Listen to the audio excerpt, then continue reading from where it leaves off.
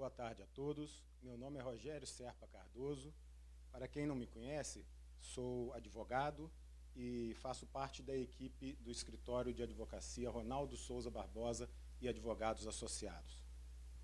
Quero compartilhar com vocês a minha felicidade por estar podendo abrir essa live hoje, uma live jurídica, uma live comemorativa dos 40 anos de fundação do nosso escritório Ronaldo Souza Barbosa e Advogados Associados. Nesta ocasião tão especial, estamos trazendo dois temas jurídicos muito relevantes e atuais, principalmente em razão da pandemia e do distanciamento social em que somos forçados a viver hoje em dia. O primeiro tema que será abordado é sobre o trabalho em home office. Terá como palestrante o Dr. Luiz Neuci Cavarieri de Souza, o Dr. Luiz Neuci, que é juiz da 2ª Vara do Trabalho de Resende, e é uma pessoa pela qual eu tenho uma grande gratidão, porque foi o Dr. Luiz Neuci que, há 29 anos atrás, ainda como sócio desse escritório, me convidou a fazer parte dessa equipe tão maravilhosa que estou até hoje. Em 1994, o Dr. Luiz Neuci deixou a sociedade do escritório, no nosso escritório, para ingressar na magistratura do trabalho, e onde permanece até hoje em Resende.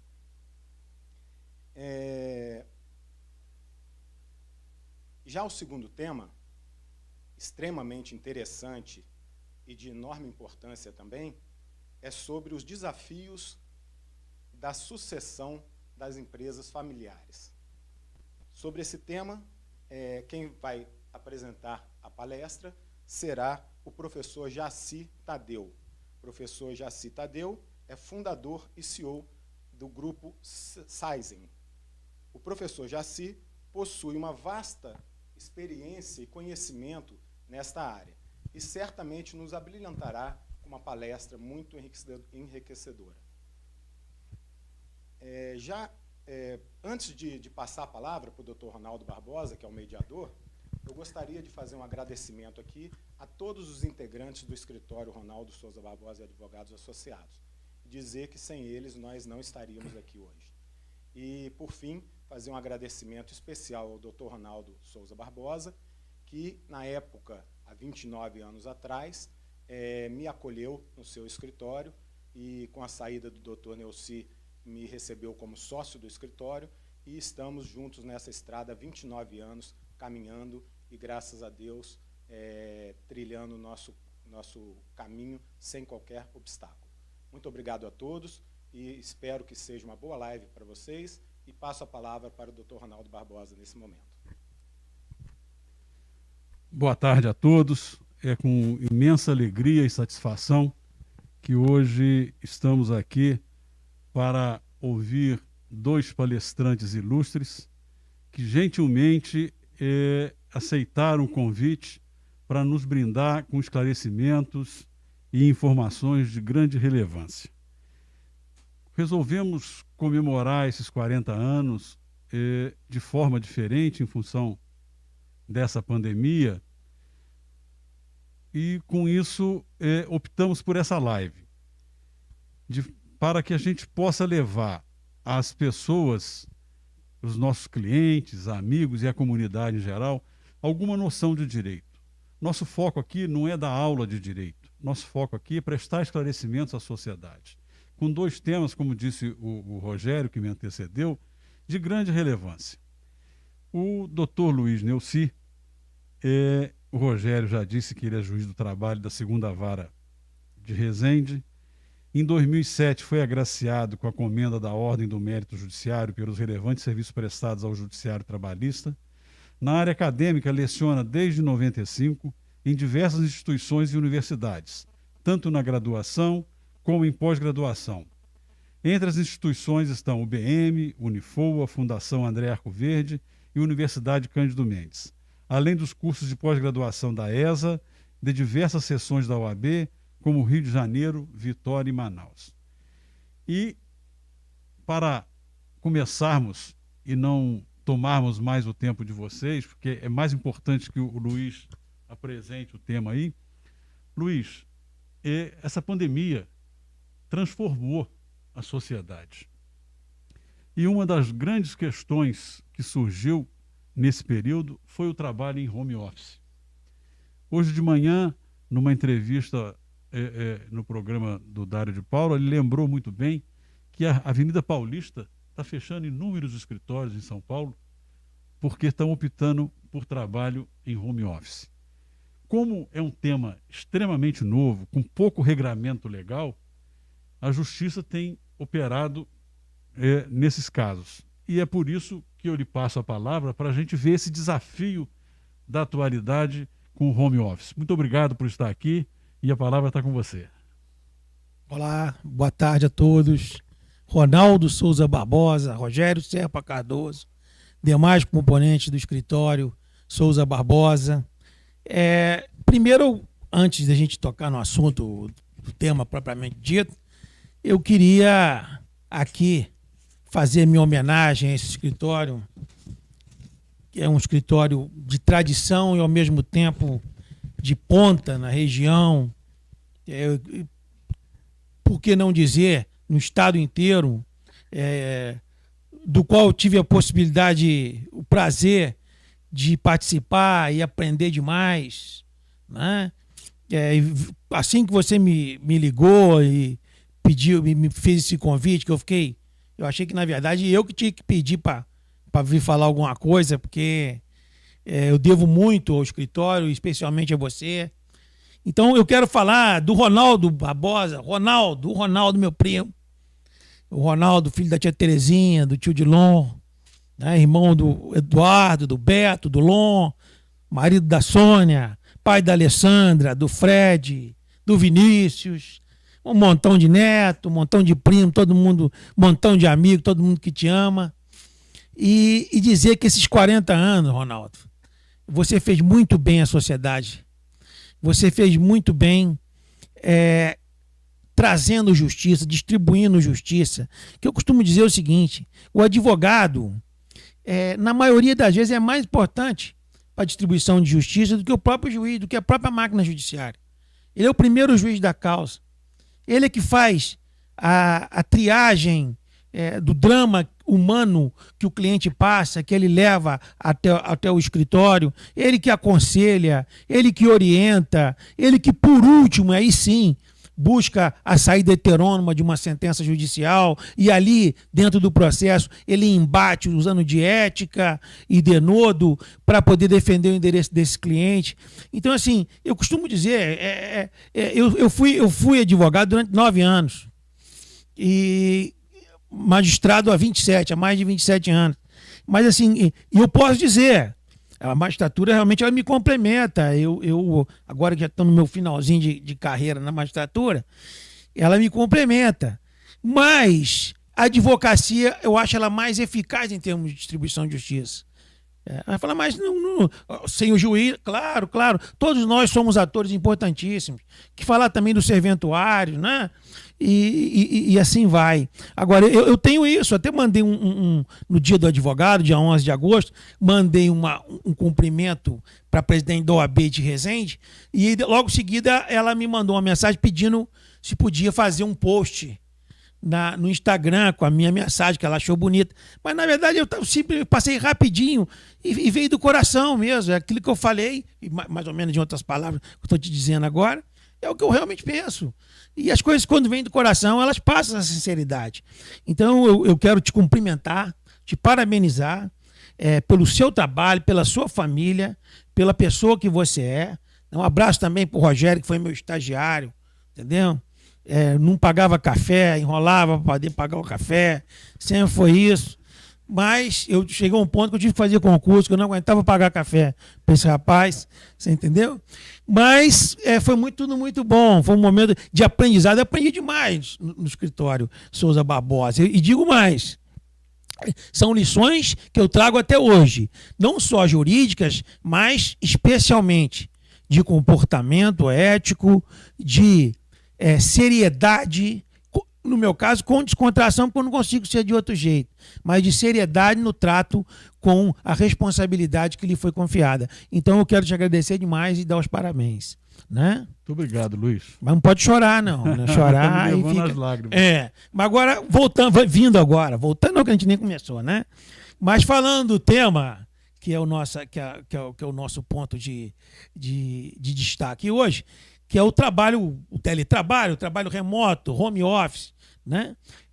Todo mundo fala home office, na verdade é o termo que está bem consagrado. Eu nem gosto muito, né? Porque home office só se me pagar em dólar. Se me pagasse em dólar, é home office. Então, como paga geralmente em real o salário, então nós vamos trabalhar mesmo com trabalho remoto, trabalho à distância, teletrabalho e por aí vai. Na verdade, para falar um pouquinho, Ronaldo, eu tenho medo assim do tempo, você me avisa aí, ó. Você puxa a minha cordinha. Puxa a minha cordinha, né? Você já me conhece há pouco tempo, né? 59 anos, mas então você me puxa a cordinha. Para a gente chegar no trabalho, no teletrabalho, no trabalho à distância, no home office, a gente tem que fazer um breve histórico do trabalho em si, né? A estrutura de trabalho que nós temos, a estrutura produtiva da nossa sociedade no século XX, é uma estrutura concentrada na figura do estabelecimento, né? Do grande escritório, da fábrica, do grande comércio físico, onde está todo mundo ali concentrado. Então está o dono, está a parte gerencial, estão os superiores hierárquicos, estão os trabalhadores menos qualificados, está a linha de produção, todos concentrados no mesmo local. E é natural que seja, porque o sistema de produção era um sistema baseado na escola do Fordismo, né? Com a produção verticalizada. Tudo se produzia dentro daquela unidade, do início da peça mais simples até o carro devidamente montado. Então, e assim foi a Revolução Industrial, a segunda Revolução Industrial no início do século XX. E nós tivemos aí, com essa concentração, o ambiente de trabalho, né? Então, raramente nós, no dia a dia, especialmente nos nossos conflitos, que nós procuramos solucionar, conciliar trabalhistas, nós nos deparávamos com situações onde o trabalho era realizado fora do estabelecimento de trabalho. Se você chegar depois de 1970 para cá, especialmente com a escola oriental, né, o toyotismo, você começa a ter já uma horizontalização da produção. E essa horizontalização, ela implica também uma certa pulverização do estabelecimento produtivo. Então você começa a ter a terceirização, você começa a ter uma série de procedimentos administrativos e produtivos que espalham o trabalhador, né, da vista do empregador fisicamente, vamos dizer assim, ou daquele que é o tomador final dos serviços dele, né, no caso da terceirização. Então já começa a ter um pouquinho mais uma situação desse jeito. Só que, na verdade, Ronaldo, o que acontece hoje em dia? Nós fomos pegos por uma tsunami, né, há pouco mais de um ano, com a pandemia do coronavírus no mundo todo, né? Já estávamos, com a revolução tecnológica, nos encaminhando para uma relação de trabalho diferente. Já era diferente. Não só pela automação nas linhas de produção, o que fazia com que a concentração das pessoas já fosse menor, como também por especializações e utilizações de tecnologia, de informação e comunicação que não demandavam a presença física. É interessante porque, por exemplo, eu pego no serviço público, em regra, a iniciativa privada está muito adiante do serviço público, quando se fala em modernidade produtiva, vamos colocar entre aspas, que a nossa produção é o bem-estar que o Estado deve proporcionar. Mas nós, no judiciário, por exemplo, na Justiça do Trabalho, é o meu exemplo, nós já estávamos usando muito o teletrabalho. Por quê?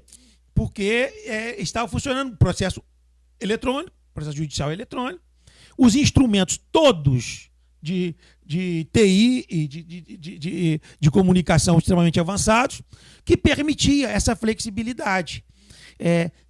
A sociedade, portanto, já estava pedindo, também na iniciativa privada, esse tipo de trabalho, esse tipo de organização do trabalho. Não é à toa que em 2017, na reforma trabalhista, nós tivemos finalmente a inserção na CLT do chamado teletrabalho. Aí nós temos, o Instituto já existia, mas se usava analogicamente o trabalho externo, etc. Agora não. A gente já tem lá no artigo 75B até o 75E, nós temos no artigo 6º a introdução dele na CLT, nós temos quanto à jornada, o inciso 3 do artigo 62, enfim, ele já estava no mundo jurídico, né, a partir de 2017, no nosso mundo positivista jurídico, da lei, na CLT, no caso. É pronto para ser utilizado e já sendo utilizado. Obviamente que com a pandemia e a impossibilidade de uma concentração física dos trabalhadores, dos colaboradores das empresas, isso aí se tornou premente. E de uma hora para outra. Então nós passamos a administrar uma situação que já estava preparada, que já estava em andamento, que era essa rerum novarum, que essas eram essas coisas novas, mas a pandemia acelerou de uma maneira tsunâmica. E nós tivemos que, como se diz aí até na administração, na economia, trocar o pneu com o carro andando. É o que a gente tem procurado fazer. Né? De examinar as questões práticas, porque se nós tínhamos antes 5, 10 casos envolvendo teletrabalho, hoje nós temos 500, 1000 casos em determinada comarca. Então a situação ficou muito diferente, né? E obviamente que os conflitos advindos dessa relação acabam estourando no judiciário e nós temos que examinar. As jurisprudências ainda estão sendo formadas. Para te falar a verdade, se chegar e falar, é assim o assado, espero que alguém, pelo amor de Deus, vai me perguntar, é assim assado. Porque um dia desse eu estava falando sobre teletrabalho, foi até um bate-papo na escola judicial, e alguém virou para mim e falou, professor, eu tenho uma dúvida. Eu falei, meu amigo, você tem uma dúvida? Então eu vou te dar um prêmio, porque eu devo ter umas 300, você com uma. Né? Eu falei, você está muito bem, você está muito melhor que eu, vamos trocar de lugar. Porque realmente ainda é um terreno de zona grise, né? De zona cinzenta. E nós vamos tateando e resolvendo no caso concreto. Já temos um instrumental. Acho que nós vamos, no trabalho à distância, o teletrabalho, nós vamos ter, em certo modo, ainda um certo, vamos dizer assim, não um conflito, mas uma certa instabilidade de posicionamentos, que é natural na formação de qualquer posicionamento doutrinário e jurisprudencial, mas a tendência é pacificar quando chegar nos tribunais superiores, quando chegar nas súmulas, orientações jurisprudenciais, e aí a nossa vida vai naturalmente se adaptar. Falo o que eu falei já quando nós começamos a trabalhar assim no serviço público, mais especialmente no TRT da primeira região. Eu acho que é um caminho sem volta. É um caminho sem volta. Você quer que eu defina um pouquinho para o pessoal a questão do que eu se deixar aqui o dia inteiro? Posso continuar? Bom, então tá bom. Mas então vamos definir, porque o sujeito, às vezes ele tem uma empresa, ele tem um empreendimento, nem é uma grande empresa, ele tem um estabelecimento comercial, ele tem uma empresa pequena, média, o micro, e ele fala, como é que eu posso implantar isso? Como é que eu faço para implantar? Na verdade, o que é? Porque fala muito home office, trabalhando em casa, ou trabalhando em casa. Né? Trabalhar em casa tem que...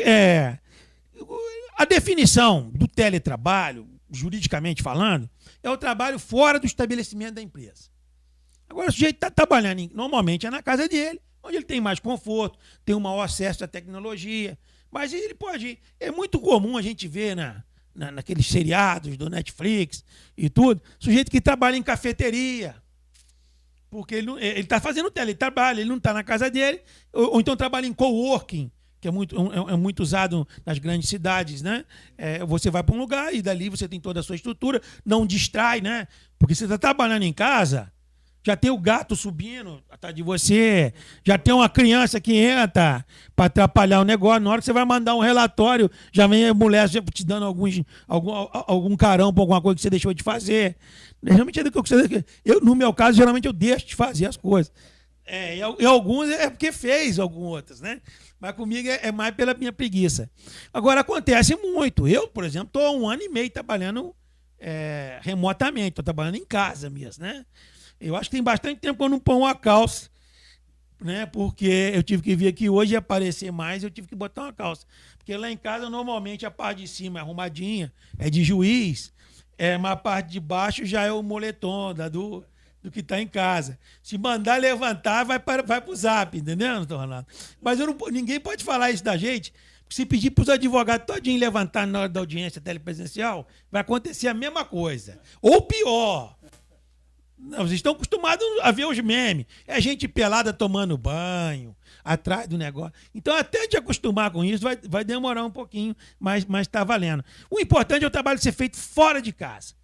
Sem controle de jornada, uma situação, ou com controle de jornada. Controle também eletrônico, telemático, que pode ser instalado. Nós vamos ter vantagem e desvantagem nas duas situações. As duas são possíveis. As partes concordando, as partes que eu falo, as partes da relação jurídica, trabalhador e empregador concordando, o contrato que já está em vigência, já está em vigor, ele pode mudar para teletrabalho. E tem mais, se o empregador achar que é interessante o retorno para o trabalho presencial na empresa, ele tem essa faculdade unilateralmente. Está tudo isso no artigo 75. E o que acontece? A medida provisória 927 do ano passado, porque aí veio a pandemia, isso já existia sem pandemia, porque já era uma tendência, e a tendência é jogar para o negociado do contrato de trabalho. É aumentar a gama de possibilidades do artigo 444 da CLT, que era um artigo que assim, dizia o seguinte: o contrato de trabalho, vocês podem combinar o que for, a não ser que... Aí começa acordo coletivo, condição coletiva, lei... Aí você não podia nada, na verdade, né? Então, hoje nós temos a autonomia da vontade tendo uma visão privilegiada, mais privilegiada, dentro do conceito mais liberal econômico, né?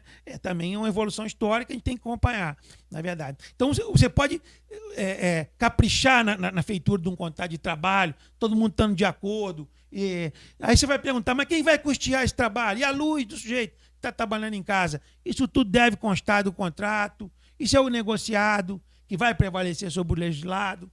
Então, isso pode ser negociado. Se for fornecido pela empresa, é a título de comodato, de maneira alguma vai compor, vai integrar o salário do trabalhador, porque tem muito aquilo, eu não vou dar, porque amanhã o sujeito sai da empresa, aí entra na justiça, quero o reconhecimento do salário in natura, ou salário utilidade, com seus reflexos em FGTS, início, férias, papapá. Não tem esse risco, porque na verdade é uma ajuda de custo, no sentido, acho que mais legítimo que essa expressão pode ter. Então, esse tipo de custo, uma vez sendo feito pelo empregador, ele pode fazer com tranquilidade, porque é um investimento no meio de produção dele, né? E não implica em salário.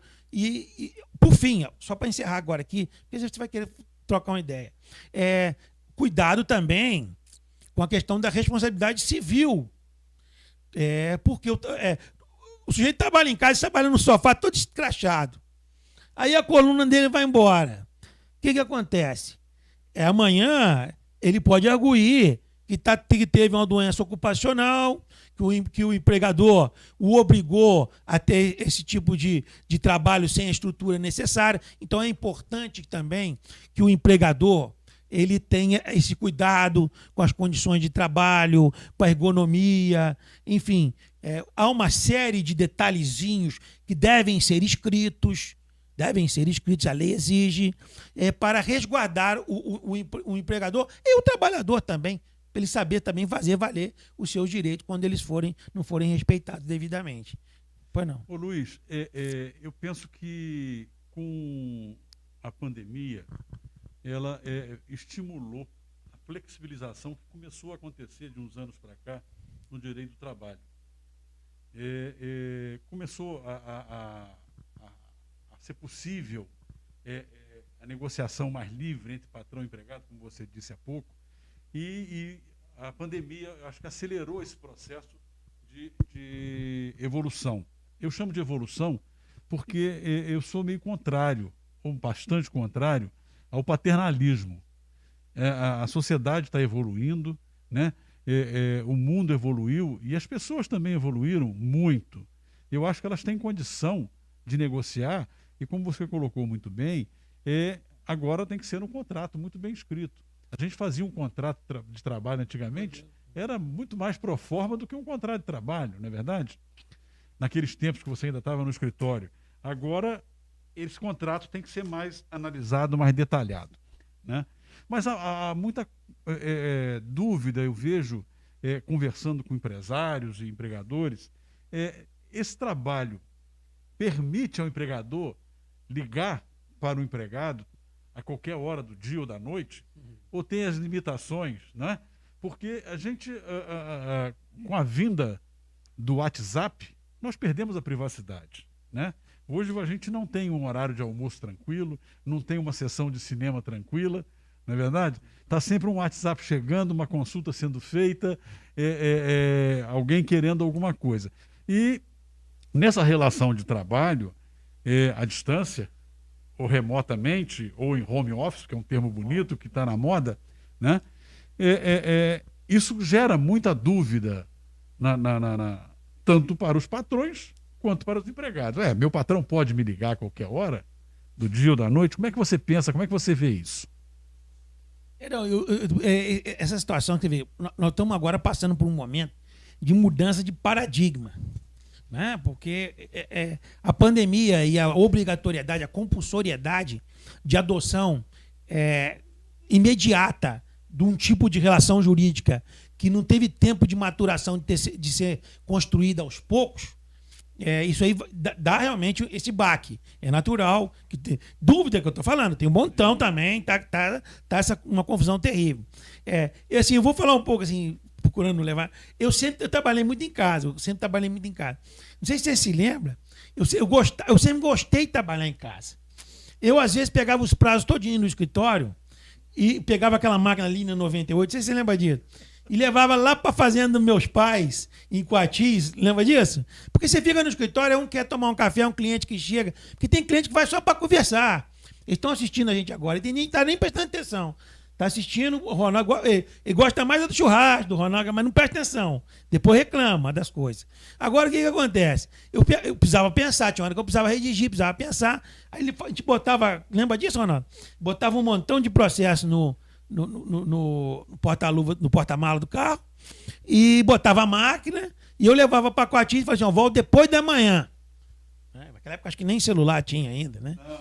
E aí eu ficava lá e fazia, e voltava com as petições todas prontas para dar baixa nos processos, né? E o doutor Rogério pegava aquele carrão dele que já tinha e ia, e aí protocolava as petições. Então eu gosto, eu funciono bem trabalhando em casa. Assim, eu tenho essa coisa. Depois que eu paro na magistratura, você trabalha muito em casa. E as pessoas, o trabalho em casa ele é muito pouco reconhecido pelas pessoas, né? A verdade é essa. Eu me lembro que eu, morando aqui em Barra Mansa, eu trabalho muito bem de manhã, eu acordo muito cedo. Então, e aí, depois vem as vantagens e desvantagens do home office, do teletrabalho, que eu vou chegar lá. E aí, o que acontecia? Eu acordava às 5 horas da manhã e chamava na sentença, pensava em fazer sentença.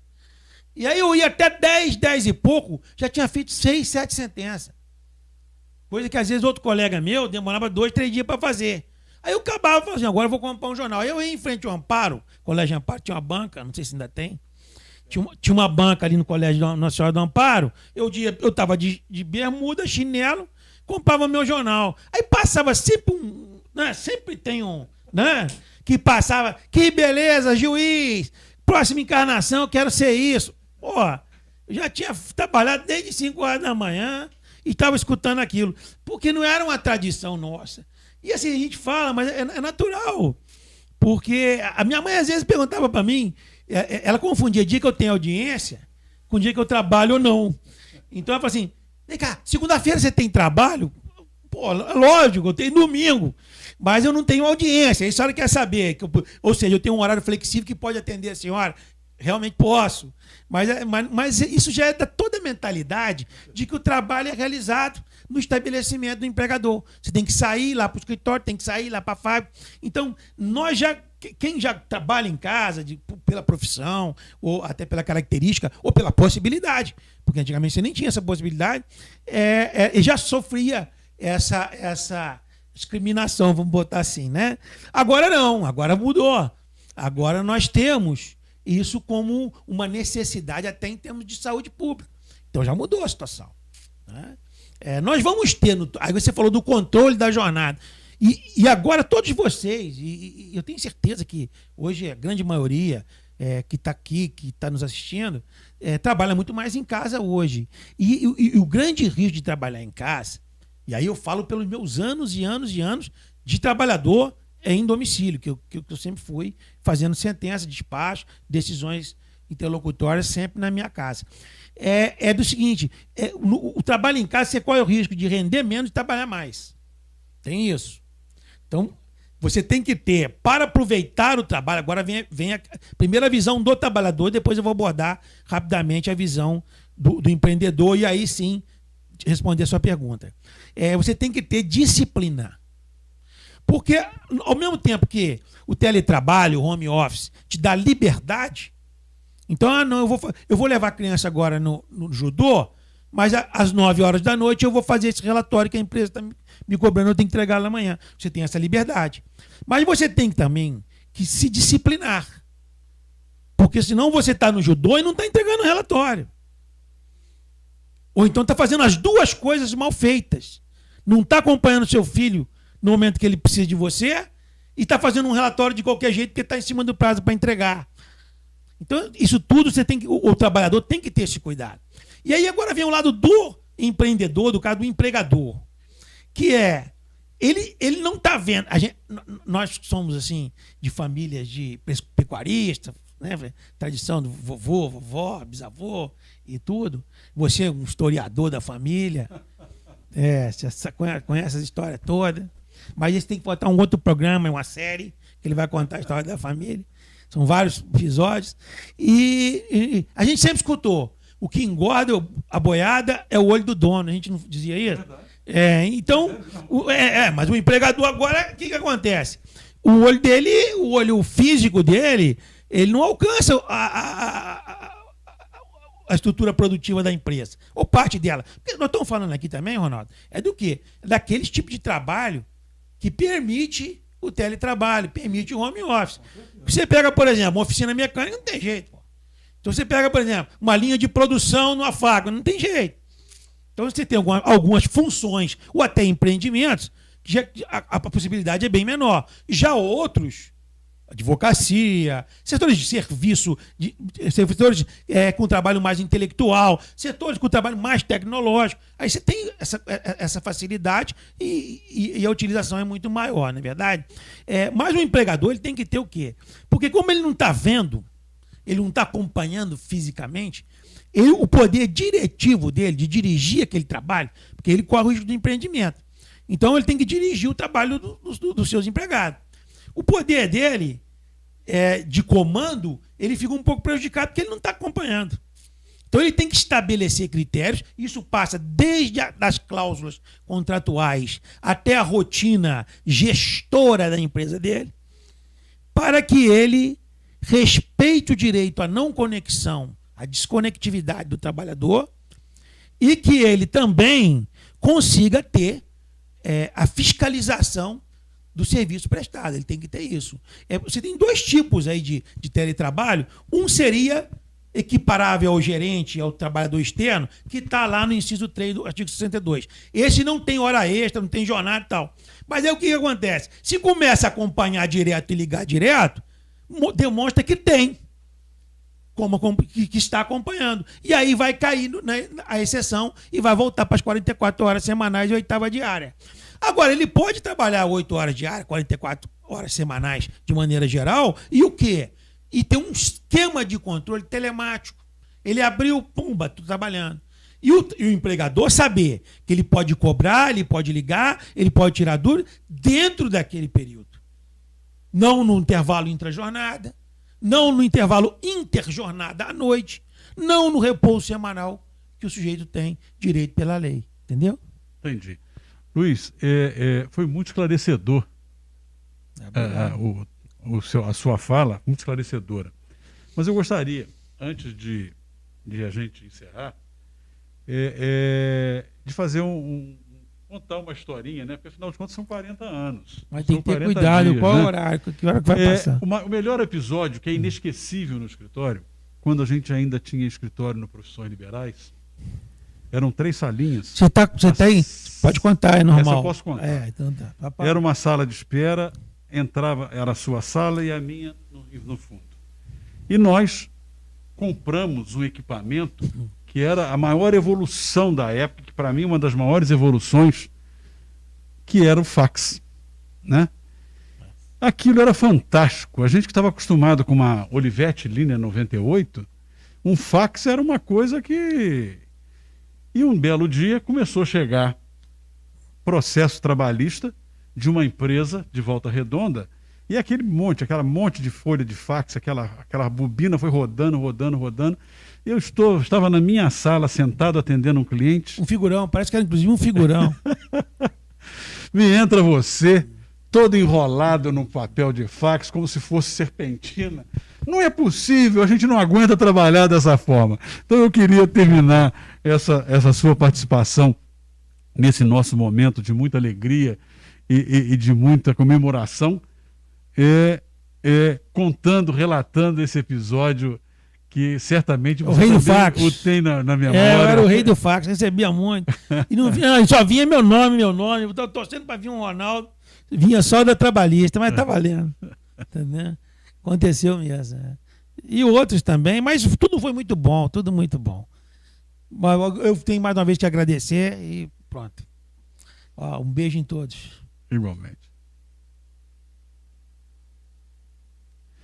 Agora a gente, para poder dar continuidade, antes ainda de ouvirmos o professor Jaci, eu gostaria de apresentar a todos vocês, muitos que estão nos assistindo já conhecem, mas eu acho importante que participem dessa live as pessoas que trabalham com a gente, porque eu, nesses 40 anos, sempre pensei em trabalhar em conjunto, sempre tive gente trabalhando comigo, e a união é que nos permite evoluir e crescer.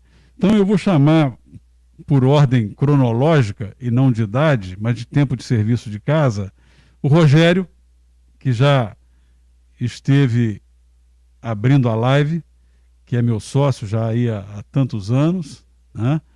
O Marcos Vinícius, também, que já está comigo há muitos anos, são grandes parceiros. Os meus filhos, Frederico e Vinícius.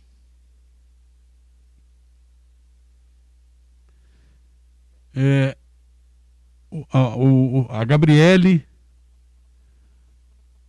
o Felipe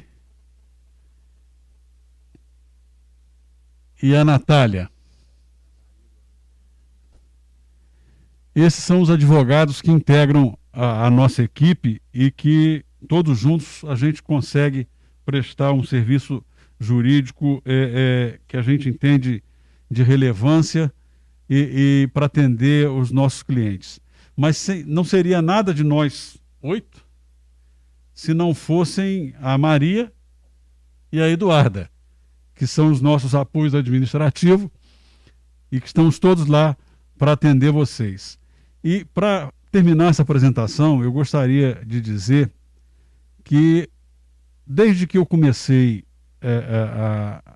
o escritório, lá em 1981, ainda um garoto, eu tive em mente que o direito tem que se fazer com ética, com seriedade e com conhecimento.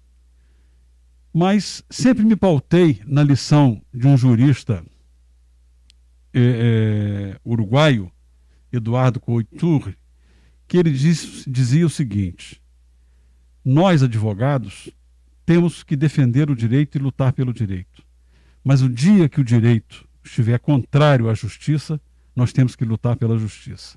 E nós buscamos incessantemente a justiça. A todos vocês, os meus agradecimentos por estarem juntos nessa missão, que eu acho que é uma missão nossa, é uma missão de fazer um direito bonito, ético e com respeito ao cliente e ao cidadão. Obrigado a todos vocês. E dando continuidade à nossa live. Obrigado. Eu me emociono bastante, o Luiz já falou tanta coisa e me emocionou, agora falando com todos eles também me emociono, porque sem eles eu não seria ninguém. Com certeza, eu não teria chegado, o nosso escritório não teria chegado onde foi se fosse só o Ronaldo sozinho. E agora eu gostaria, vamos dar continuidade à nossa live, e eu vou convidar o professor Jaci Tadeu para fazer aqui, trazer seus esclarecimentos, trazer seus conhecimentos para todos nós, né? O tema que ele vai nos apresentar, eu entendo que é de grande relevância, é um tema que me cala muito fundo, porque nós temos um foco muito em advocacia empresarial, e o professor Jaci tem muita expertise nesse tema. Ele vai tratar da sucessão nas empresas familiares. Ele é fundador e CEO do Grupo Cisen, mestre em engenharia de produção e pós-graduado em negócios com conhecimento aprofundado na área industrial, produto, finanças, gestão e governança corporativa, consultor e professor nas áreas de estratégia e gestão de serviços em MBAs de escolas de negócios da primeira linha, 30 anos de experiência como executivo na indústria, serviços e educação executiva em empresas familiares e não familiares de grande e médio porte, integrou conselhos, associações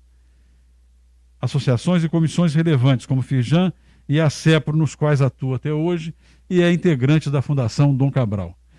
Jaci, é uma honra e um prazer muito grande você estar conosco comemorando esses 40 anos e trazendo os seus conhecimentos para os nossos ouvintes, nossos clientes, amigos e todos aqueles que se interessam por esse tema que é de grande relevância e quando divulgamos os temas da live, ambos os temas foram muito bem recebidos por serem muito atuais e certamente nos trará muitos esclarecimentos. Seja bem-vindo, a palavra está com você.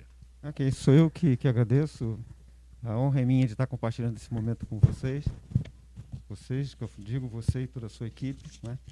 São poucas as empresas que chegam aos 40 anos, né? Eu diria, suportando esses valores e trabalhando da forma que eu entendi, né? E que está sendo conduzida por vocês. A felicidade é minha, a honra é minha, e estou muito feliz aqui, né? E eu gostaria de, em nome da Cisen, que é a minha empresa, em nome da Fundação Dom Cabral, que eu represento aqui no estado do Rio de Janeiro, dar os parabéns à sua equipe, né, e agradecer essa oportunidade de estar conversando por um tema tão, eu diria, desafiante e gostoso ao mesmo tempo, né, que, de certa forma, são os desafios das empresas familiares. Ok? Bom, eu gostaria, antes de começar, eu não sei se todos conhecem a Fundação Dom Cabral, eu vou pedir para rodar um vídeo, pedir para a técnica rodar o nosso vídeo, por favor. Só se encontra relevância enxergando além do óbvio. Ser relevante é muito mais que se sobressair. É inspirar quem faz a sociedade respirar. Vai além de ter relevo. É transformar o potencial em realidade. Supera ter grande valor. É conquistar o privilégio da presença indispensável. É fazer do reconhecimento o resultado do conhecimento. É fazer da educação uma intensa jornada de desenvolvimento. Arrancar o prefixo do impossível. É para isso que a FDC existe. Para preparar melhores líderes, que constroem melhores negócios, que mudam o mundo. FDC, para ser relevante. Bom, bacana. Eu gostaria de primeiro começar reforçando algumas definições, né? Porque a sociedade acaba tratando assim, né? E tem a grande diferença que eu gosto de citar é a diferença entre o fundador e o empreendedor, né? O fundador ele tem uma característica que é notável, né?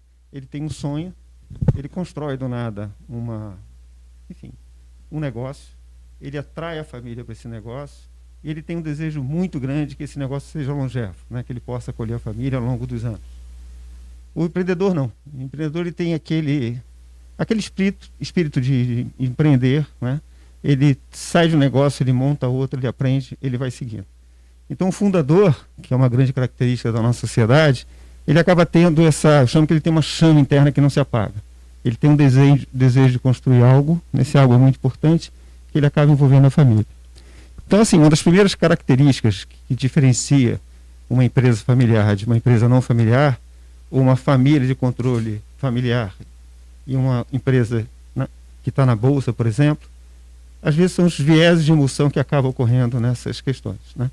Todas as empresas têm essa necessidade de fazer gestão entre os seus acionistas, de preparar, né, a empresa para ser competitiva, né, e preparar o seu quadro, a sua equipe para ser uma equipe de excelência, né?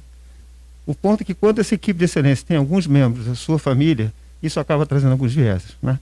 Então eu gostaria de compartilhar, técnica, por favor, alguns slides aqui, e depois eu peço para voltar. Me avisa quando entrar? Ok. Então já comentei isso um pouco. Bom, essas são duas dimensões que eu gostaria que vocês prestassem atenção. A diferença entre o sistema da família e o sistema da empresa, né? São vários itens, eu não vou poder citar todos, mas eu gostaria de citar pelo menos 2 exemplos para a gente entender a diferença do sistema da família e do sistema da empresa, né? A coisa funciona muito bem quando um sistema não invade muito o outro, né? Então, assim, a gente tem a nossa família. Quando a nossa família vai para o trabalho, a gente acaba invadindo a empresa, né? Quando a empresa vai para a nossa casa, em almoços, jantares, festas, ela acaba interferindo na nossa família também, entendeu? Então, o importante é como que a gente mantém de uma forma equilibrada e sadia essas 2 dimensões. Para a gente ter uma ideia desse desafio, vamos pegar o item ingresso, que é a terceira linha, né? Na família, a gente ingressa na família pelo nascimento. A gente não escolhe nosso filho, né?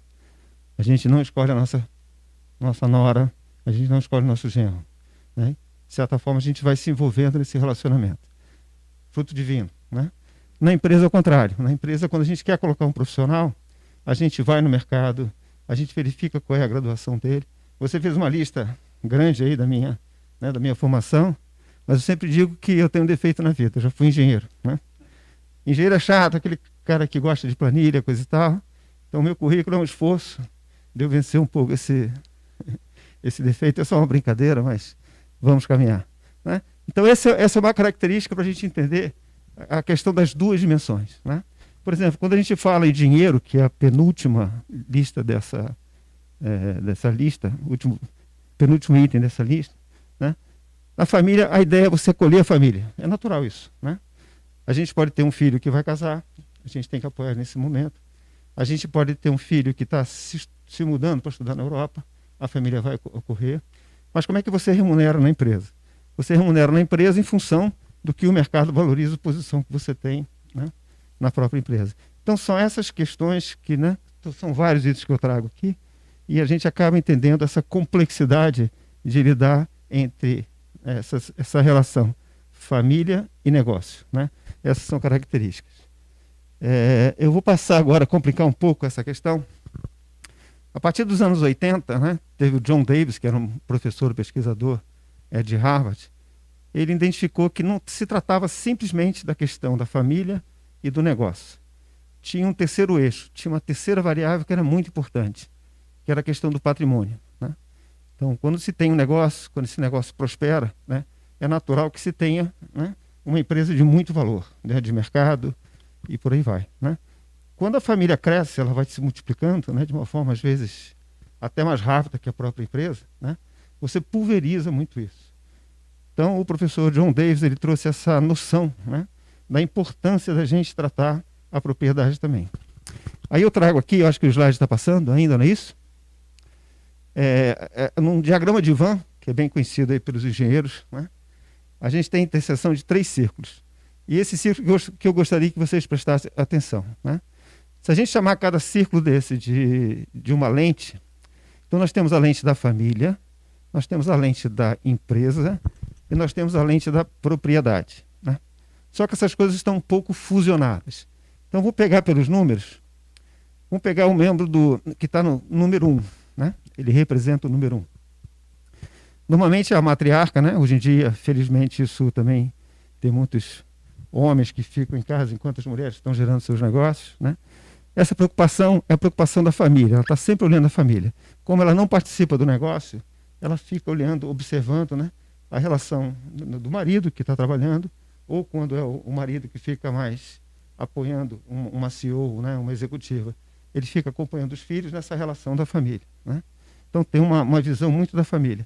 Quando a gente olha para o item 2, né, que é só uma pessoa que está na empresa trabalhando no negócio, é um executivo de mercado, né? Então começa a ter alguma diferença entre, por exemplo, o número 6, né? O número 6 desse diagrama é um membro da família, que ele também trabalha na empresa, né? Então, assim, existem diferenças entre você ter um gestor que é da família e um gestor que vem do mercado, né? A gente tem algumas pesquisas lá na Fundação Cobral que dizem que empresas que têm controle familiar, elas têm mais, eu diria, efetividade de seus resultados. Elas passam melhor pelas crises, né? Isso por quê? Naturalmente, o executivo, quando tem alguma questão, né, que vê a empresa em crise, ele vai pensar na empregabilidade dele. Esse é que é o principal ponto, né, do executivo. Quando você tem um gestor que é familiar, ele, além de olhar o negócio que está em crise, ele pensa na família também. Então, ele acaba colocando mais energia, naturalmente, ele busca sair dessa crise, o que é interessante, né? Bom, aí a gente tem algumas outras composições, né? O item 3 a gente pode entender como um investidor que comprou parte dessas cotas, dessa empresa, né? E tem algumas coisas interessantes que depois eu vou provocar você um pouco, doutor Ronaldo. Mas ele não tem assim, né? Ele está totalmente fora da lente vermelha, que é a lente da família, e ele está totalmente fora do negócio. Qual é a visão dele? O que tem valor para ele? É ter retorno sobre o capital que ele investiu, né? Agora eu gostaria que vocês olhassem bem para o número 7, né? O número 7 ele está no centro, ele está na convergência de todas essas lentes, né? Então, assim, essa é a figura clássica do fundador ou da fundadora, né? O que essa pessoa, né, especial, o que ela tem que fazer? Ela tem que equilibrar isso tudo. Ela tem que equilibrar a família, ela tem que equilibrar os negócios, ela tem que equilibrar, se ela tiver relação com o mercado, com os investidores, né? E isso às vezes não é fácil, né? Então, na visão de quem está fora, às vezes não entende porque algumas decisões são um pouco retardadas pelos fundadores, né, para quem está ali no centro. Porque ele tem essa dificuldade natural de equilibrar essas 3 dimensões, né? Esses são alguns aspectos bem interessantes desse diagrama, né? Então, se a gente pudesse olhar aí, né, agora essas 3 características, família, propriedade e negócio, num efeito de cascata linha a linha, a gente vai perceber que a família tem um crescimento geométrico, né? Já tem netos, Ronaldo? Não. 4. Quantos filhos você tem? 3. Então, está crescendo, né? E os netos não pararam ainda, certamente, né? Então, essa é uma característica. A família tende a crescer mais do que o próprio negócio. A tendência disso é ter uma pulverização do patrimônio, lógico, né? A família construiu um patrimônio ao longo do tempo, em função das nossas leis. Isso vai se tornar herança, né, para todas essas novas gerações que estão vindo, né? Enquanto no negócio, a importância é ter uma unicidade. Se a gente não tiver essa unicidade no comando da empresa, a coisa se perde, né? Quando a gente passa pela família, aí eu volto à questão das relações impostas, né? Os irmãos não se escolheram para trabalhar juntos, às vezes, né? Eles vieram nessa tendência da família, né? Na propriedade, quando a gente recebe uma cota, seja por herança, seja por alguma oportunidade, essas cotas foram impostas. Então a gente passa a ter sócios impostos também. Isso é uma característica também da empresa familiar. Enquanto o negócio, a gente tem essa necessidade de dar uma certa hierarquia, né, enquanto o negócio está desenvolvendo. E por último, né, aquilo que eu já comentei no início, a família acaba tendo muita emoção e afeto, né, para quem está trabalhando no negócio, isso é muito natural, né? A propriedade acaba percebendo essa proporcionalidade na hora de decisão das cotas e da herança. E por último aí, o negócio é ditado pelo mercado. Se a gente não tiver, se a família, se o fundador, quem faz o controle, né, de uma empresa familiar, se não tiver essa habilidade de equilibrar, né, aqueles 3 aspectos da família, o mercado acaba percebendo que a família não está, o negócio não está reagindo tão bem como reagia, o concorrente às vezes se apresenta melhor. O risco é de, às vezes, essa relação da empresa familiar olhar mais para a família e se perder nessa relação com o mercado. O mercado é soberano, né? Ele acaba definindo, ele acaba decidindo se ele compra, né, um produto A, se compra um produto B, se contrata um escritório de advogados A, ou se contrata um escritório de advogados B. Então, esse é o grande desafio dentro dessa questão toda, né? Aí eu faço um pouco a provocação de uma estrutura que está muito fusionada e ao longo do tempo ela vai se profissionalizando, ela vai entendendo a importância de tratar isso de forma diferente. Como é que eu trato a minha família, como é que eu trato o negócio, como é que eu trato a propriedade, né? E a gente tem, né, estruturas diferenciadas que isso está mais descolado. Existe mais uma independência, existe uma forma bem, eu diria, ideal de tratar essas coisas, né? E aqui, por último, eu só queria ressaltar, antes de entrar no tema de sucessão, que eu acho que é um tema quente, né, para hoje, né? Não tem certo, não tem errado, gente, né? A família, ela pode, por exemplo, olhando pela última linha lá embaixo, ela ser uma empresa familiar voltada a dar emprego aos familiares. Não tem nada de errado, né? Então a família se posicionou, a gente tem vários clientes nesse sentido. A família passa a ser uma base, né, para que os familiares possam trabalhar, gerar renda e viver a vida. Não tem nada de errado nisso. Existem outras famílias que elas procuram trabalhar na direção, né? Eu só vou ter familiares trabalhando na direção dessa empresa para fazer com que o negócio aconteça. Existem famílias que trabalham só na questão de governança, né? Eles não trabalham mais na gestão, trabalham na governança, que é um estágio, né, de controle, né, de mais efetivo, mais evoluído, mais maduro. E tem profissionais de mercado que acabam trabalhando nas posições de executivos da empresa, de CEOs, diretores e gerentes, né? Tem família que, de certa forma, tem uma visão empreendedora, né? Aí tem um jogo de palavra também que a gente gosta de colocar, que existem empresa familiar, é aquela única empresa do fundador que eu citei no início, né, onde a família trabalha, e existe uma família empresária, né, onde a família, de certa forma, tem esse vínculo empreendedor, ela abre vários negócios e a família passa, inclusive, a ter uma verba, né, de educação, desenvolvimento dos seus membros familiares para que eles possam estar aplicando em outros investimentos, né. Em startups hoje é muito comum, né, usar o nome startup, mas startup sempre existiu, a gente dava um nome diferente, né. Então, sempre foram novos negócios que foram surgindo no meio desses tantos empreendedores aí. Bom, aqui é uma pesquisa que a Fundação Dom Cabral faz com a KPMG todo ano. Essa é uma pesquisa, se eu não me engano, de 2020 ou 2019, onde fala sobre a importância para o sucesso da empresa familiar. Se a gente notar no primeiro item, né, e considerar o azul escuro e o azul claro, o que é a importância, né, para esse público que foi pesquisado, boas práticas de governança corporativa, harmonia na comunicação entre as gerações de família e o nível de preparação de capacidade demonstrado pelos sucessores, né? Então, esses são os 3 primeiros pontos que a gente encontra como preocupações das empresas. E o importante, né, para isso é ver que a governança, né, dentro dessa ideia, o que é governança, o que é gestão, né, tem uma diferença grande entre essas duas coisas, vale a pena entender, vale a pena conhecer. A Fundação Dom Cabral é especialista nisso, nós temos um núcleo de pesquisa e conhecimento nessa linha de governança, com foco muito interessante na empresa familiar, mas sucessão passa a ser um ponto muito interessante nisso tudo, né? É um ponto, entendendo aqueles 3 ciclos, como é que eu preparo a minha família para participar do negócio, né? Então, nós temos vários casos, eu sempre gosto de citar a preparação de um sucessor, ela pode se dar na própria empresa, né, ou ela pode se dar fora da empresa. Então, são 2 caminhos muito importantes. O importante é legitimar o sucessor, né? O sucessor ele tem que ser legitimizado na empresa, né, pelos outros líderes, pelos funcionários, né?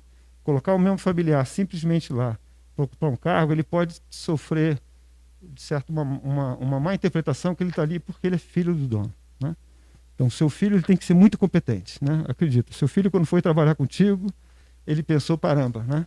Eu tenho estigma, eu tenho que provar para a minha equipe, para os outros advogados, que eu sou tão bom quanto meu pai. É uma pressão no jovem, né? Mas tem uma certa importância nisso. O jovem que entra numa empresa e se legitima como líder, ele naturalmente ele está se preparando para a sucessão. Tem casos de... Você pode tirar, por favor, o slide? Obrigado. Tem outros casos que, enfim, a família prefere legitimar o futuro sucessor, né, o sucessor no mercado. Então ele sai jovem, né, às vezes nem trabalha na empresa e vai trabalhar numa empresa talvez até maior do que a própria empresa para adquirir essa experiência no mercado, para ter essa vivência, essa maturidade, e quando volta para a empresa, para assumir a empresa, ele foi legitimado pelo mercado, né? Então ele já volta, né? O filho do fulano de tal, ele trabalhou 5 anos na Europa, ele voltou de lá como diretor, lá ele era gerente de uma grande empresa, né? Então ele está voltando para a nossa fábrica aqui, ele está validado pelo mercado. Então essa é uma questão importante também. E uma coisa também que a gente percebe muito nas empresas que a gente lida, né, é uma natural tensão entre gerações, né? Então, sim, é muito comum, voltando àquela conversa inicial que a gente teve do fundador, né, daquele que saiu, construído do nada, né, que ele começou, né, ter uma ideia ou tinha uma habilidade, ele viu alguma necessidade de mercado, a partir dele teve um negócio, ele legalizou, contratou um funcionário, ele virou empresário, ele começa a crescer, né, ele começa a envolver a família, então tem uma responsabilidade ainda maior, e o negócio cresce. Então, do nada, ele criou, às vezes, um império. A gente tem várias empresas que são muito grandes, né? Nesse ponto, quando a família está entrando, quando o jovem está entrando, é um ponto muito interessante, né? É como se fosse um pêndulo, né? Eu não tinha nada, eu cresci, fundador, eu montei uma empresa. Eu tenho que proteger isso, né? Eu tenho que proteger o patrimônio que eu criei, eu tenho que proteger a minha família, né? Ele perde um pouco daquela energia que ele arriscava muito. Ele agora tem muito a perder, né? Então ele passa naturalmente a ser um pouco mais conservador. Ele passa a querer proteger um pouco mais o seu patrimônio. Ele não arrisca tanto quanto ele arriscava no passado. Quando entra uma nova geração, essa geração às vezes estudou no exterior, estudou em bons colégios, vem cheio de ideia, né? Vem fervilhando. Às vezes o fundador não teve nem, eu diria, condições de estudar, de, né, ter uma educação formal. A gente tem muita gente que se formou no MBA da vida, né, Ronaldo? No MBA da vida. Então, assim, tem uma experiência fantástica. E é uma das grandes escolas, né? E o jovem chega cheio de ideia, né? Estudou muito, sabe muito, né? Tem muita teoria, mas precisa vivenciar a prática, né? Então, essas duas coisas têm que caminhar juntos. Conhecimento, né? Experiência. Conhecimento e experiência. A gente não ganha maturidade de repente, a gente não adquire conhecimento de repente. Eu vi que conhecimento é um dos seus valores, fiquei muito feliz com isso, viu? Então, assim, é natural que exista essa tensão, que exista esse choque entre intenções. Daí a importância da gente entender esse processo todo, apoiar a família, né, nesses momentos, né? E a gente entra com uma série de apoios, de monitorias, né, de apoio à gestão, de comitês, para fazer isso acontecer, né? Nós estamos com uma empresa no Rio de Janeiro que está exatamente nesse momento, né? Sem citar o nome, mas acho que vale a pena citar o milagre e não citar o santo, né? É um exemplo bem interessante. É isso, é uma empresa tradicional, uma família alemã, e que durante gerações, já está agora na 4ª geração que já está trabalhando na empresa, e foi isso, o filho foi trabalhar numa grande consultoria, né? Trabalhou na consultoria 5 anos, voltou legitimado pelo mercado, voltou como diretor, respeitadíssimo, né? Porque ele conhece muito, tem muito conhecimento, vivência prática, trouxe muito apoio para a empresa e está querendo fazer uma transformação digital dentro da própria empresa, né? Então, assim, é natural que diretores com mais tempo de casa, né, que passem a compartilhar decisões com diretores que têm pouco tempo de casa, jovens, né, que exista uma certa tensão. Então, a importância de estar administrando, eu diria, essa transição, né, ela tem que ser compreendida, porque se ela não for, de certa forma, compreendida e não for atuada, isso pode gerar, eu diria, um processo de continuidade nessa passagem de bastão, né, entre o sucessor e o sucedido. Então, são momentos que a empresa vive assim muito tensos, né, que precisa de determinados apoios. E é muito importante estar considerando isso, né? E uma outra coisa, só para citar, né, ainda em sucessão, que às vezes a gente acaba esquecendo também, é a posição do sucedido, né? Então, assim, normalmente quando a gente pensa no processo de sucessão, Ronaldo, a gente acaba pensando no jovem que vai assumir. Ele realmente tem uma pressão absurda, né? Principalmente quando tem um pai de sucesso, né? Que construiu, diria assim, um legado que deixou para a sociedade muitos valores, deixou uma empresa muito bem constituída, né? Mas, assim, o jovem sofre realmente uma pressão muito grande, né? O olhar da mãe ou do pai é sempre um olhar atento para isso, né? Dos familiares. Mas a figura do sucedido é uma figura que a gente tem também que apoiar nesse momento, né? Não é fácil ter uma história de sucesso, ter um legado construído durante vários anos e você ter que passar esse bastão, né? Então, assim, como a gente trabalha com muitas empresas familiares, a gente percebe como isso às vezes é duro, né? Para um fundador, né, que teve aquele sonho, né, de construir a sua indústria, seu escritório, o seu negócio, e ele tem que sair, né?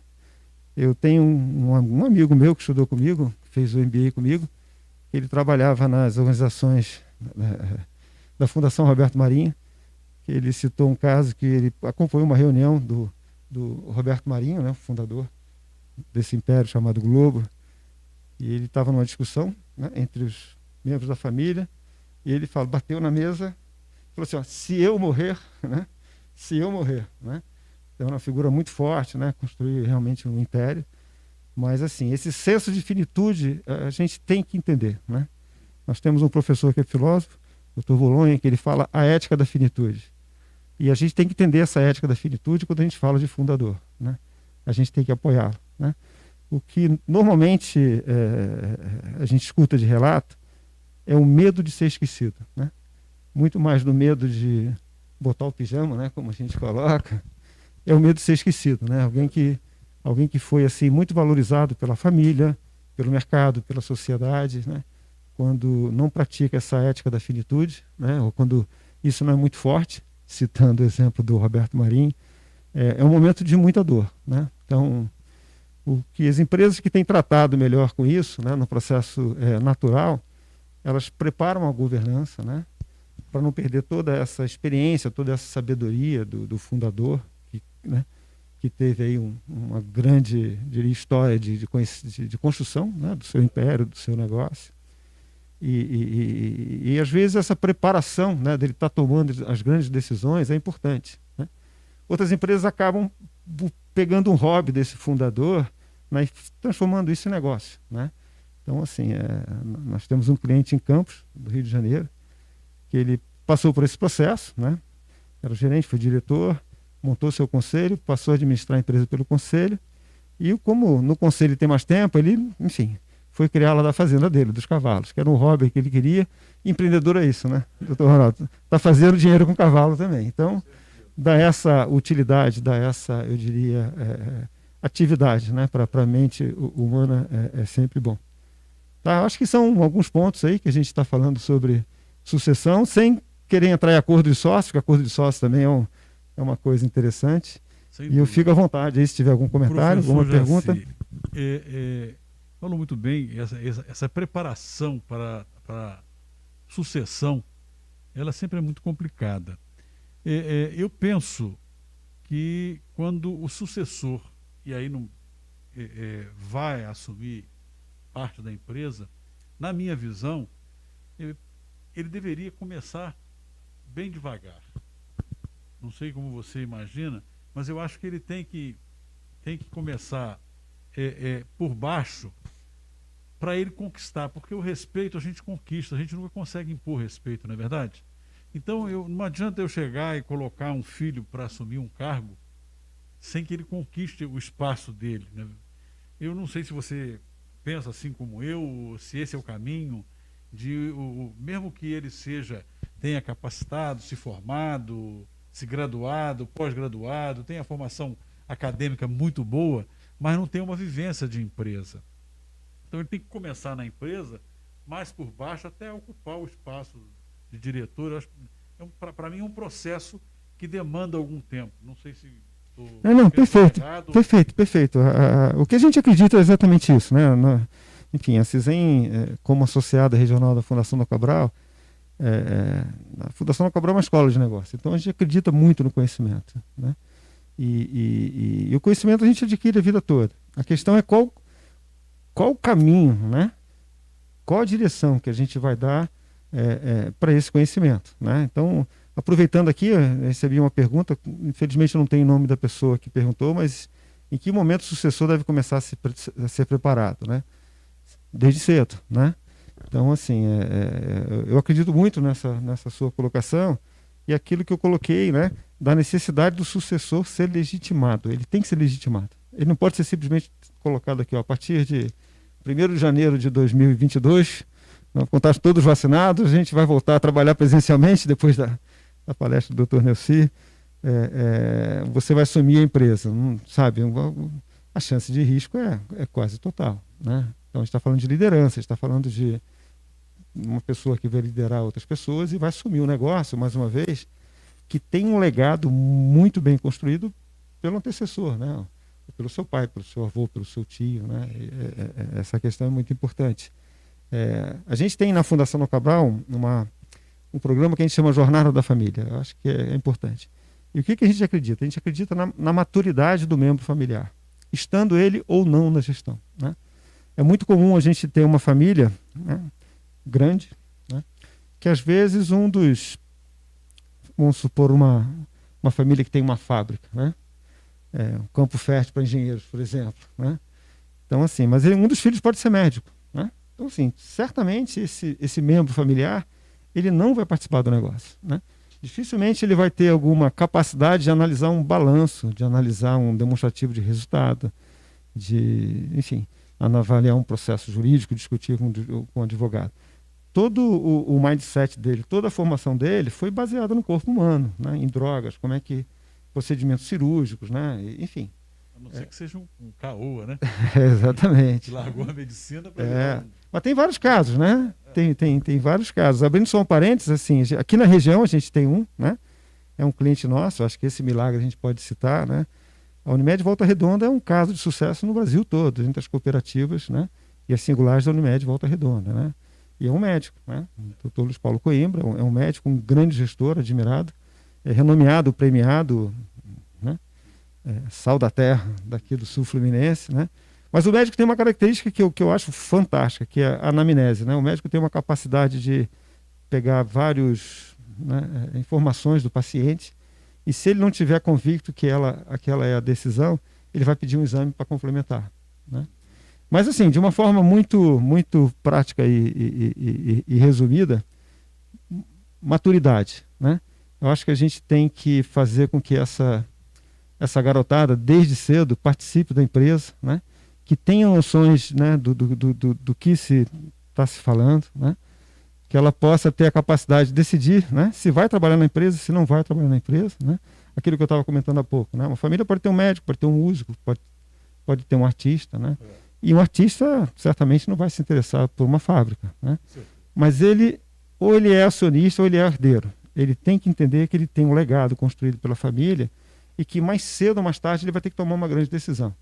Às vezes uma decisão de fazer um investimento, às vezes uma decisão de um investidor que quer comprar a empresa total ou parcialmente, entendeu? Então, assim, ele tem que ter uma certa maturidade para lidar com essas questões, né? Então, esse programa que eu comentei da Fundação Dom Cabral, essa jornada, a gente tem várias atividades, né? A gente tem atividades de intercâmbio, famílias com famílias, a gente tem atividade de sala de aula que a gente aporta muito conhecimento, né? Fala da importância da avaliação da propriedade, fala da importância da coesão familiar, fala da importância da sucessão, fala da importância do acordo de sócio. O acordo de sócio é um instrumento fantástico, que equilibra muito a relação, né? É importantíssimo. Se eu pudesse, né, dependendo da maturidade da empresa, ao invés dela ter um conselho, né, consultivo, né, ela deveria se preocupar primeiro dessa relação com os sócios, né? Porque, assim, tem uma questão que eu gosto de citar, um colega meu, um professor da Fundação, colocou, e eu citei, inclusive, num texto que eu mandei, né, para a sua equipe de comunicação, que é a síndrome dos 3Ds, né? O fundador que ele não prepara, que ele prorroga isso, né? Ele procrastina isso, né? Da questão da sucessão. Ele não trata, né? E às vezes o que acontece, Ronaldo, é que ele não tem um filho só. Às vezes ele tem 2 filhos, 3 filhos trabalhando na mesma empresa, né? Quem que eu escolho, né? Quem se prepara? Como é que eu se preparo os três filhos? Quando 2 não querem assumir, né? E um quer, fica mais fácil, né? A coisa já está direcionada. É questão de apoiar, capacitar, né? E quando 2 dos 3 querem? E quando os 3 querem? Entendeu? Então, assim, lembrando aquela posição central do diagrama de Vann, né, dos 3 círculos lá, do John Davis, a tendência de quem está ali, quando ele faz essa relação da família com o negócio e com a propriedade, porque na realidade ele está também tratando essa sucessão, né, das cotas, do valor da propriedade da empresa, ele posterga essa decisão. Ele vai postergando, ele não procura apoio. E esse aqui é um ponto que eu diria que é importante. Tem muitos especialistas, né? Por acaso um deles é a Fundação Noel Cabral, que apoia as famílias. Aqui chegou uma pergunta para nós, o professor Jaci. O processo de sucessão tem um tempo para ser implementado? Bom, isso varia de empresa para empresa, de família para família. Tem alguns aspectos culturais, né? Não tem prazo certo. Eu acho que tem uma relação, eu diria, dessa maturidade do sucessor. Eu acho que eu diria dessa senso de finitude do fundador, como é que a família trata isso, né? Mas você me fez lembrar uma coisa interessante para a gente tratar, que eu gosto de citar a síndrome dos 3 Ds. Quando o fundador, ele procrastina essa decisão, né? A gente tem um risco de ocorrer essa síndrome, né? Então, o primeiro são 3 nomes em inglês, mas o primeiro é disease, que é doença, né? O fundador ele pode ser acometido por uma doença que ele perde a capacidade eu diria, de trabalhar muito repentinamente, e se não tiver nenhum membro familiar preparado, se não tiver nenhum executivo preparado, a empresa pode sofrer. Pode ser o segundo D de divórcio, né? De divórcio. Quer dizer, um divórcio, dependendo do tipo de separação, se for amigável, se for litigiosa, ele pode destruir o negócio, né? A família perde energia, a família está no controle do negócio. Um divórcio rouba muita energia, né? Ainda mais se for um divórcio litigioso, né? E o terceiro D é o death, né? A gente que vive nessa dutra para cima e para baixo, né, doutor Ronaldo? A gente não sabe o que pode acontecer amanhã. Então, acho que uma das grandes, eu diria, responsabilidades do fundador, né, de quem está na frente do negócio, seja qual seja a geração, é pensar, né, nessa sucessão, né? Se eu não estiver aqui semana que vem, como é que essa empresa é assumida? Como é que estão meus documentos? Como é que está meu acordo de sócio? O que meu acordo de sócio prevê numa morte repentina, né, do fundador? Né? Exatamente, né? Então, assim, bom senso, né? Eu diria preparação, né? Planejamento e preparar. Mas maturidade de qualquer que seja o membro familiar é importantíssima. Seja ele um médico, seja ele um artista, seja ele um músico, ele tem que entender, né? Ele tem que perceber, ele tem que assumir que ele é membro de uma empresa familiar e de um negócio de sucesso, de 40 anos, por exemplo. O professor, chegou uma pergunta aqui da Thaís Rezende, e ela pergunta: em tempos de pandemia e crise econômica, é viável uma sucessão empresária? Os negócios não param, Thaís. Os negócios não param, né? A gente tem visto aí, a gente viu uma participação brilhante aqui anterior, e assim, os negócios continuam, os negócios têm que acontecer. Alguns negócios sofreram mais, outros negócios surfaram uma onda, né? E a gente acaba tendo clientes, né, em todas essas áreas, né? Então, se a gente pega, por exemplo, né, uma empresa que seja um varejista de moda, de bolsas de sapato, né? A taxa de compra de bolsas, né, de sapato caiu absurdamente. Então, quem tem um negócio que vende moda, que vende vestuário, né, realmente teve uma queda muito boa. Quem trabalhava em Maticom, né, material de construção, teve um crescimento fantástico, né? E o tempo não parou, né, Thaís? A gente viu que o tempo não parou. Então, esse processo, esse momento, é um momento que eu sempre digo que as empresas familiares se fortalecem com membros familiares. É um momento de crise, onde a família acaba se envolvendo, né, para poder suportar um negócio. E dentro dessa comparação, lembrando aquele gráfico, né, dos 3 círculos, né, do diagrama de Vann, lá do John Davis, o executivo que está numa empresa, que ele vê uma empresa em crise, a grande preocupação dele é empregabilidade, né? É natural que ele pense em sair da empresa. Eu estou trabalhando numa empresa que foi afetada pela crise. Eu tenho família, é legítimo também dele se preocupar com a família, né? Ele vai procurar emprego. E se ele encontrar um emprego ganhando a mesma coisa, um pouco menor, se ele vê que na outra empresa não tem risco, ele vai deixar a empresa. O membro familiar não faz isso. Ele pode até sair da empresa dentro de uma oportunidade, ele vai tentar costurar isso com a família, ele vai negociar, ele quer morar no exterior, ele quer trabalhar no exterior, bacana, conversa, entendeu? Mas dificilmente, né, por todo o carinho que ele cresceu vendo o negócio da família, ele dificilmente vai abandonar a família no momento de crise, entendeu? E é nesse momento que as empresas familiares, eu diria, que desenvolvem mais, que amadurecem mais, entendeu? Então, Thaís, não parou, muito pelo contrário. Acho que esse processo traz aí a importância da gente tratar a questão da sucessão, traz a importância de tratar o acordo de sócios, né? Nós temos várias empresas no Rio de Janeiro que tiveram acionistas, né, diretores familiares, que faleceram por Covid, né? Aí entrou naquela questão dos 3Ds, né? Veio uma morte abrupta, né? E que a empresa teve que assumir, né? A família perde. Como é que é dolorido isso, né? De uma empresa familiar que não está preparada. A família perde uma referência, né? Um amigo, um membro familiar, uma pessoa próxima que amou a vida toda e ainda por cima, né? Ver o seu negócio, sabe? Passando por uma crise. É difícil. A gente passou por momentos muito difíceis, né? Apoiou muitas famílias, muitas empresas familiares. Thaís, não dá para parar, Thaís. Mais do que nunca esse tema tem que ser tratado. Professor Jaci, eu penso que se o fundador começar a preparar a sucessão, ela é menos traumática, porque ele vai se organizando para que isso aconteça de forma gradativa e preparada para uma emergência dessa, como aconteceu na pandemia. Alguns fundadores se foram por causa da doença, né? Se não tivesse iniciado um processo de sucessão, o trauma é muito maior, é muito mais complicado, não é verdade? É positivo, e a gente tem que usar um pouco da andragogia, né? Aí a Fundação Dom Cabral é especialista nisso, né? A gente tem que, de certa forma, envolver, né? A gente acha muito importante dar essa característica de conhecimento, dar conhecimento, né? Aportar conhecimento, trazer maturidade, conversar com outras famílias, né? O importante dessa jornada da família que a gente tem é que a gente coloca em sala de aula famílias distintas, né? Aí primeiro vem aquela questão, não, mas eu não vou falar com questões da minha família de fora o íntimo, né? Mas assim, depois de alguma convivência, as famílias vão trocando, né? E a gente começa a ver casos de sucesso, casos de insucesso, e isso ajuda, isso traz maturidade, né? Qual a idade que a gente recomenda, doutor Ronaldo, de trazer um jovem, né, para a sala de aula? A partir dos 16, 17 anos, quando ele começa a ter interesse na questão do próprio negócio da família, entendeu?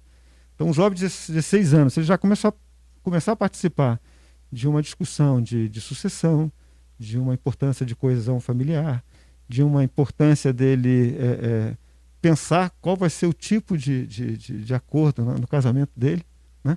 Se vai ser com separação total de bens, se não vai ser com separação total de bens, né? Então, assim, tem que maturar, porque um jovem acaba tendo muita emoção.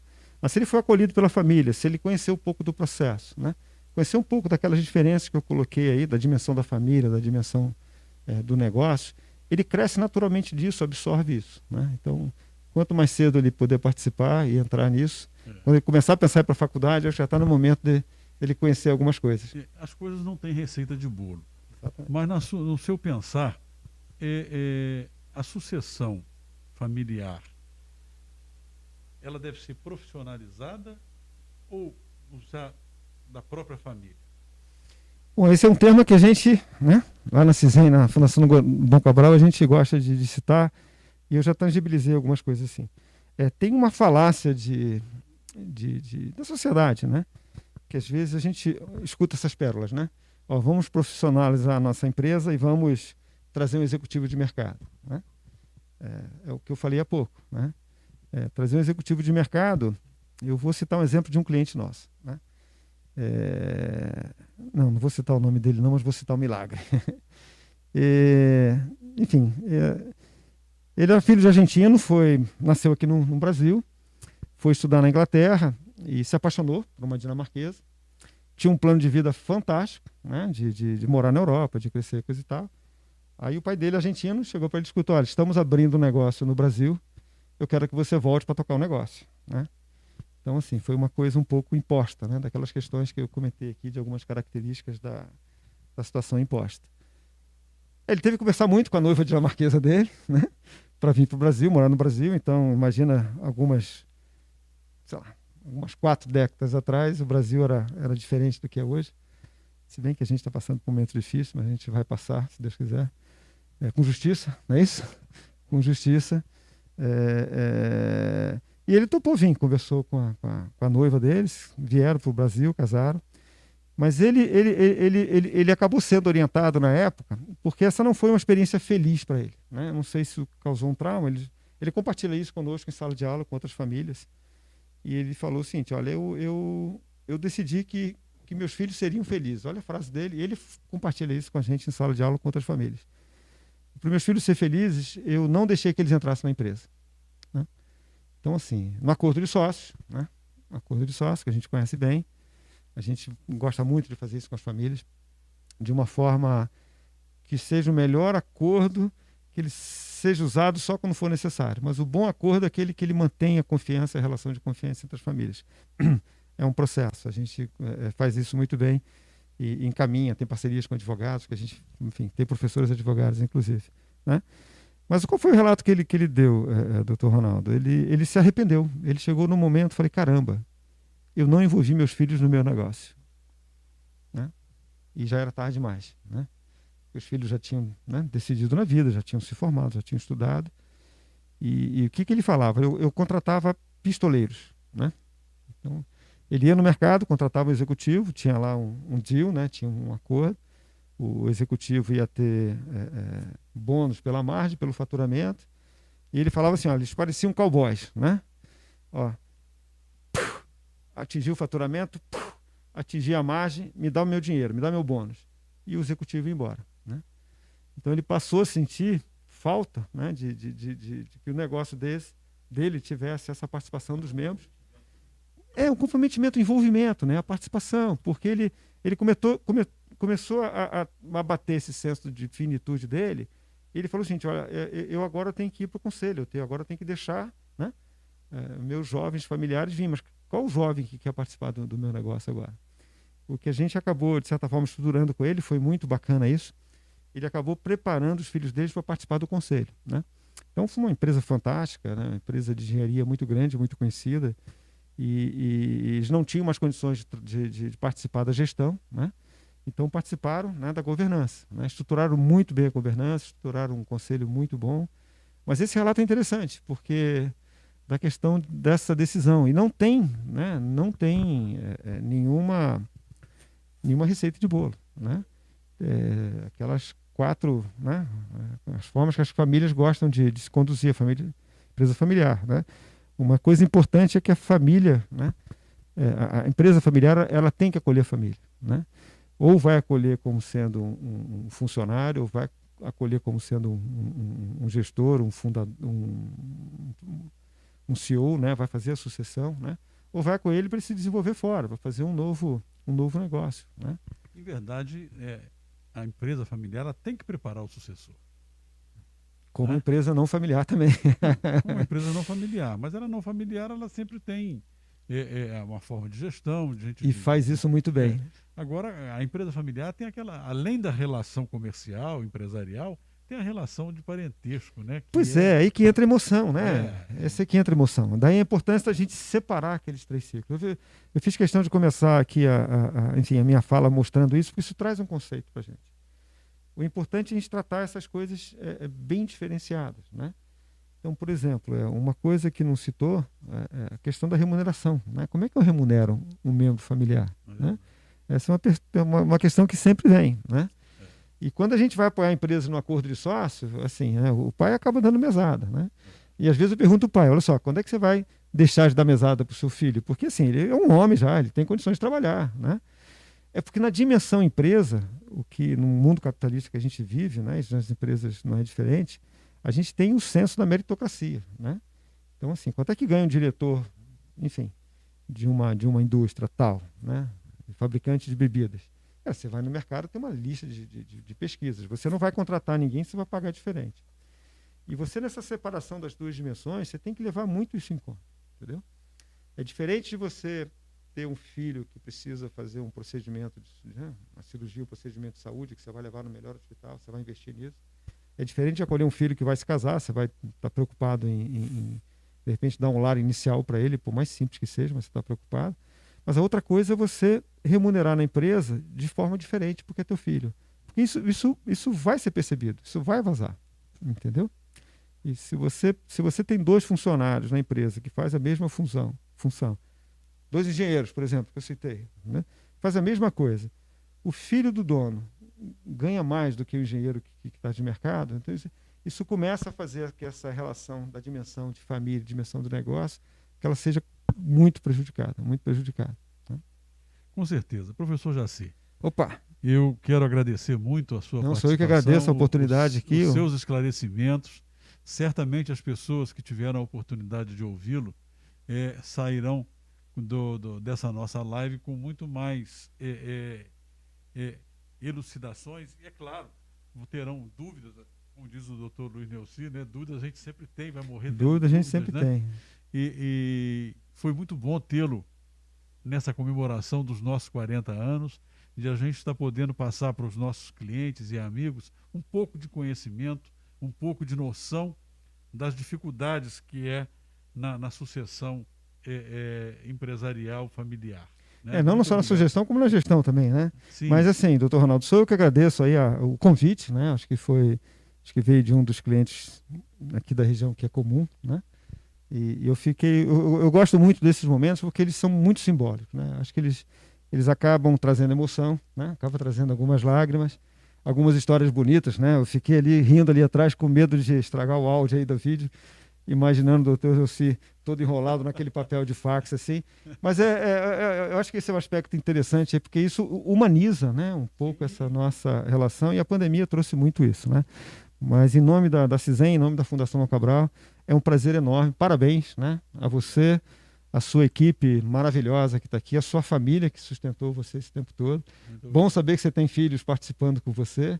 Tenho certeza que muito do que a gente conversou, das perguntas, você já tem pensado nisso há algum tempo, né? E fico à disposição quanto à Fundação Dom Cabral.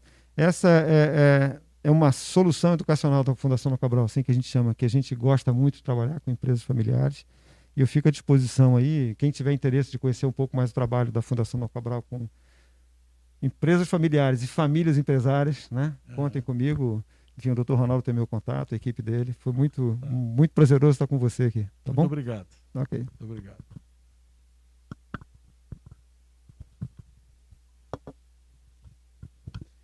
Bom, gente, chegou ao final da nossa live e eu primeiro gostaria de agradecer imensamente as pessoas que se dispuseram a nos ouvir e a trocar essas ideias conosco e ouvir aqui os ensinamentos deixados pelo Dr. Luiz Neuci, pelo professor Jaci Tadeu, né? Em primeiro lugar, eu quero agradecer a Deus pela oportunidade de viver esse tempo todo, pela oportunidade de exercer a minha profissão, que eu comecei ainda na época do regime militar, e uma advocacia era muito desvalorizada e muito desprestigiada. E a gente conseguiu transformar a advocacia numa coisa respeitada, numa coisa séria. Então, a Deus que me deu esse poder de praticar justiça e de buscar justiça. Né? A segunda pessoa que eu tenho que agradecer muito é a minha mulher Sônia, que nesses 40 anos, na sexta-feira, agora dia 3, nós faremos 39 anos de casados. E ela me deu todo o suporte para que eu pudesse exercer a minha profissão, me dedicar à profissão e poder estar hoje comemorando esses 40 anos. Agradecer aqui o Centro Universitário Barra Mansa, a CISEM, a Fundação Dom Cabral, a imprensa regional que apoiou e divulgou o nosso evento, né? E quero agradecer a Foco Comunicação pela organização do evento, que muito bem desempenharam a missão. E amanhã está programado, a Foco Comunicação me arranjou aí, estarei respondendo algumas perguntas na primeira edição do RJTV. Aqueles que quiserem continuar me ouvindo, estarei lá. Muito obrigado a todos, uma boa noite e até breve.